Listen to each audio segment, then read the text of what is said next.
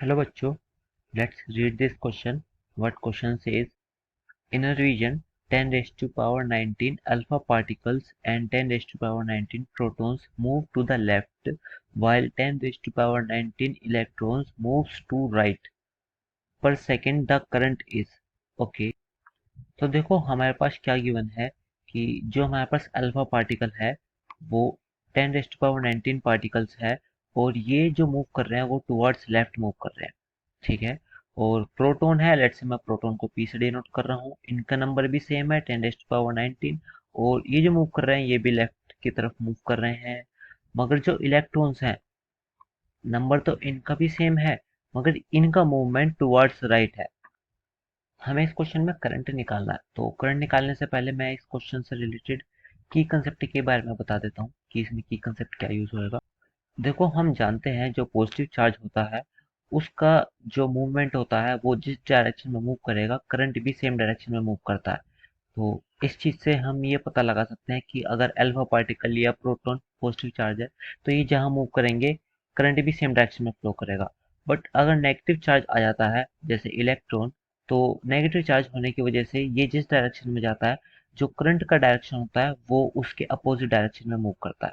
तो बस यही की कंसेप्ट यहाँ पे यूज होएगा। ये यहाँ पर मैं डायरेक्शन की बात कर रहा हूँ कि चार्जेस के डायरेक्शन की वजह से करंट का डायरेक्शन कैसे कैसे होता है। तो ये हमने पता लगा लिया। बस क्योंकि इलेक्ट्रॉन जो है वो टुवर्ड्स राइट जा रहा है तो इसकी वजह से करंट की डायरेक्शन टुवर्ड्स लेफ्ट ही हो जाएगी। इसका मतलब कि जो अल्फा पार्टिकल है उसके मूवमेंट की वजह से जो करंट की डायरेक्शन है वो भी टुवर्ड्स लेफ्ट है एंड प्रोटॉन की डायरेक्शन की वजह से करंट की डायरेक्शन भी लेफ्ट है और इलेक्ट्रॉन की वजह से भी लेफ्ट आई है। तो यहाँ पर सारा का सारा जो करंट है वो सेम डायरेक्शन में जा रहा है, तो हम सिंपल ऐड कर देंगे। और आगे बढ़ने से पहले मैं एक चीज़ और बता देता हूँ। लेट्स से प्रोटॉन का जो चार्ज है वो Q है और यही सेम चार्ज इलेक्ट्रॉन का होने वाला है विद डिफरेंट साइन, क्योंकि प्रोटॉन का पॉजिटिव होगा तो इलेक्ट्रॉन का नेगेटिव हो जाएगा। और अगर अल्फा की बात की जाए तो अगर प्रोटॉन का क्यू है तो अल्फा का 2Q हो जाएगा। बस हमें इस चीज को ध्यान में रखते हुए आगे सोल्व करना है अपना क्वेश्चन कि क्वेश्चन में क्या करना है। जैसे हमें करंट निकालना है, तो करंट क्या होता है कि charge flow per unit time. अब देखो alpha two the left flow हो रहा है तो अल्फा तो हो जाएगा 2Q और प्रोटॉन भी टू द लेफ्ट फ्लो हो रहा है तो इसकी वजह से जो करंट आएगा वो भी Q आएगा। और जो इलेक्ट्रॉन हो रहा है, इलेक्ट्रॉन तो to the right side flow हो रहा है बट उसकी वजह से करंट भी लेफ्ट साइड आएगा, मतलब इसका भी हम पॉजिटिव साइन के साथ ही लिखेंगे।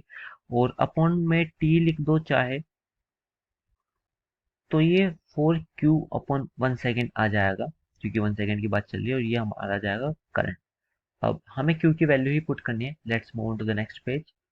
तो आगे सोल्व करते हैं। 4Q times upon 1 second, 4 Q को मैं लिख सकता हूँ एन ई, और एन कितना है 10⁻19। और इलेक्ट्रॉन की वैल्यू भी हम डाल देते हैं कि इसकी चार्ज की वैल्यू इतनी होती है अपॉन 1 सेकेंड। यहाँ पर कोलम्ब आ जाएगा। अब 10⁻19 से 10⁻−19 कैंसल आउट और ये आ जाएगा 4 × 1.6 which comes out to be 6.4 ampere. ये हमारे पास करंट की फाइनल वैल्यू आ चुकी है विच इज 6.4 एम्पियर। और इसकी डायरेक्शन भी हमें पता है जो कि पॉजिटिव डायरेक्शन की तरफ है और वो टुवर्ड्स लेफ्ट है।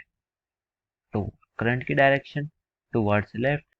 अब हम अपने ऑप्शंस को चेक करते हैं। ऑप्शन में क्या गिवन है कि ए ऑप्शन गलत, बी ऑप्शन ये भी रॉन्ग है, सी 6.4 एम्पियर टुवर्ड्स लेफ्ट यस ये सही है। यहाँ पर देखो टुवर्ड्स राइट है, इसकी वजह से ये ऑप्शन गलत हो जाएगा। So our correct option is C. और I hope you all understood. So thank you very much. I hope you all understood.